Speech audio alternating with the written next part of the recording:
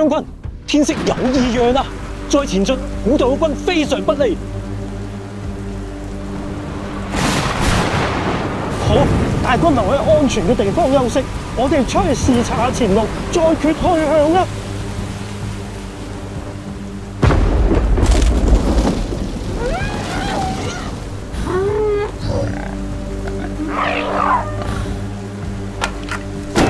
呢個危險，呢個可能係敵方嘅陷阱。斜坡上面何解會有建築廢料？莫非敵軍曾經喺此處紮營？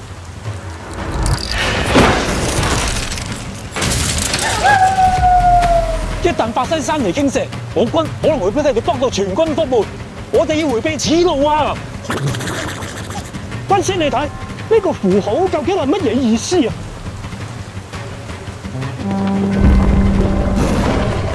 ？36雞，走去上雞啊！呢個係我軍製作留俾我哋嘅記號，警告我哋唔可以靠近斜坡，更加唔好留喺斜坡底下，否則可能會遇到山泥傾瀉。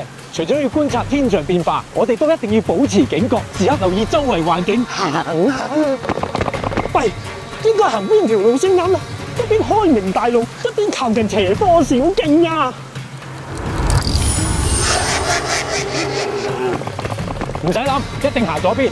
敵人戰場嘅就極端暴雨底下發動攻勢，周圍嘅斜坡越斜，敵人嘅殺傷力就越強大。只要遠離斜坡，就算敵人見到我哋，都冇辦法將我哋分毫。軍師所言甚是，此地不宜久留，我哋都係快啲撤退啦！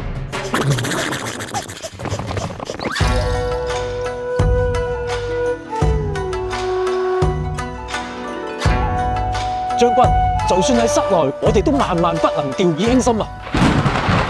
我哋要觀察室內嘅情況，遠離靠近斜坡嘅廂房，仲要確保有安全嘅逃生路線。好，有咗呢啲情報，我哋就可以重新計劃安全嘅行軍路線啦。我哋稍作休息，就馬上回大本營啦。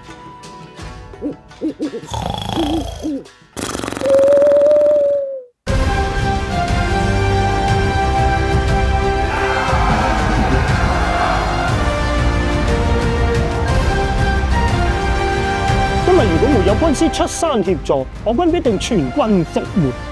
天有不測之風雲，一旦遇上惡劣天氣，謹記遵從山泥傾瀉自救兵法。喺惡劣天氣下遠離斜坡，留喺安全地方暫避。仲要平時不要亂開墾，不要改變斜坡用途，做好斜坡維修，咁就自然萬無一失啦。如果想知道有關斜坡安全嘅最新資訊，就要留意土力場嘅 Facebook 同 IG 專頁啦，咁就唔會錯過抗敵最新情報啦。